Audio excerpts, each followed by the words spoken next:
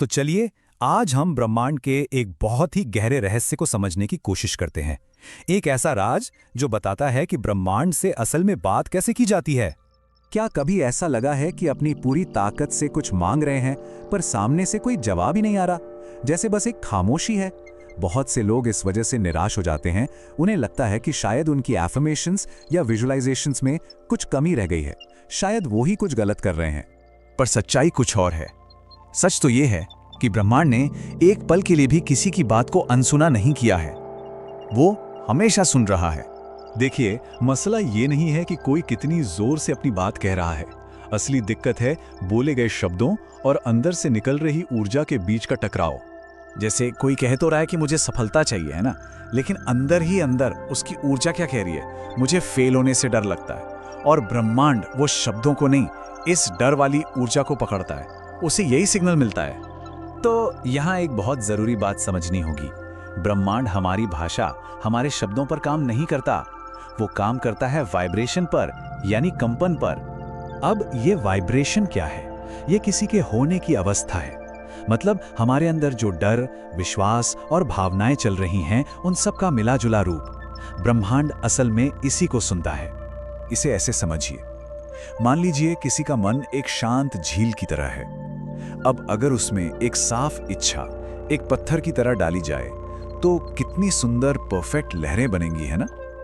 जब इरादा एकदम साफ होता है तो सिग्नल भी उतना ही पावरफुल होता है। लेकिन अगर उसी शांत झील में हजारों पत्थर फेंक दिए जाएं, इच्छा भी, शक भी, डर भी, पुराने दुख भी, तो क्या होगा?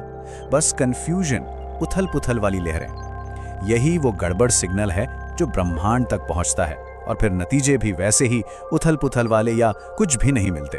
तो सवाल ये है कि अंदरूनी उथल पुथल आती कहां से है? इसे समझने के लिए हमें थोड़ा और गहरा उतरना होगा, हमारे उस हिस्से में जो पर्दे के पीछे रहकर हमारी कहानी लिख रहा है। महान मनोवैज्ञानिक कार्ल युंग ने एक बहुत गहरी बात कही थी। उन्होंने कहा कि जब तक हम अपने अचेतन मन को समझ नहीं लेते, वही हमारी जिंदगी चलाता रहेगा और हम उसे किस्मत का नाम देते रहेंगे। हमारी जिंदगी अक्सर ऐसे ही सबकॉन्शियस प्रोग्राम्स पर चलती है जिनका हमें अंदाजा तक नहीं होता। युंग ने इसे नाम दिया शैडो सेल्फ। ये हमारे मन का वो हिस्सा है जहां हमारी दबी हुई कमजोरियां, इच्छाएं और भावनाएं होती हैं, वो चीजें जिन्हें हमें बचपन से छिपाना सिखाया गया।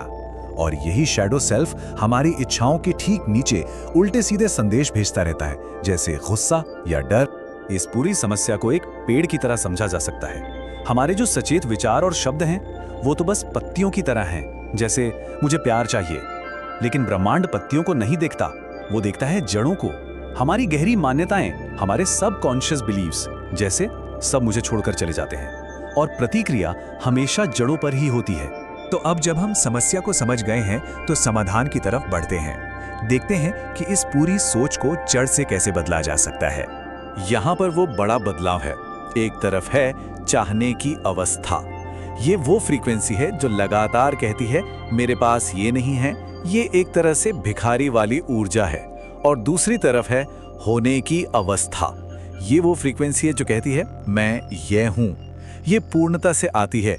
ये बनाने वाले की, एक क्रिएटर की ऊर्जा है। और ये एक बहुत ही आम सवाल का जवाब देता है कि अक्सर चीजें ठीक तब क्यों मिलती हैं जब कोई बहुत ज्यादा कोशिश करना छोड़ देता है। क्योंकि जब कोई किसी चीज को बहुत शिद्दत से चाहता है तो उसकी ऊर्जा चिल्ला चिल्ला कर कहती है मेरे पास ये नहीं है, और वो चीज दूर चली जाती है। लेकिन जैसे ही वो उस चाहत को छोड़ता है, उसकी ऊर्जा बदल जाती है, वो स्वीकृति की अवस्था में आ जाता है। तो ठीक है, ये सब सुनने में अच्छा लगता है, पर असल में प्रैक्टिकली कोई इस चाहने की अवस्था से होने की अवस्था में जाए कैसे? इसका एक बहुत ही सीधा सा तरीका है। जब भी अंदर कमी वाली भावना उठे तो सबसे पहले बस रुक जाएं, फिर अपनी आंखें बंद करें और शरीर में उस एहसास को महसूस करें। वो भारीपन या जकड़न, उसे कोई नाम मत दीजिए, बस महसूस कीजिए, उसे वहां रहने दीजिए, उससे लड़िए मत। और फिर मन ही मन खुद से कहिए इस भावना के बावजूद मैं सुरक्षित हूं, मैं पूरा हूं। बस भावना के गुलाम बनने की जगह उसके साक्षी बन जाना, यही वो चाबी है जिससे किसी भी पल में अपनी अवस्था और अपनी पहचान को बदला जा सकता है। और यही हम इस पूरे रहस्य के सबसे शक्तिशाली हिस्से पर पहुंचते हैं, बात यह है कि हमारी ऊर्जा सिर्फ हमारे विचारों से नहीं बनती, वो बनती है हमारी असली पहचान से, हमारी कोर आइडेंटिटी से। इसका मतलब ये है कि ब्रह्मांड किसी के कहे हुए शब्दों को नहीं सुनता, वो उसकी पहचान को सुनता है।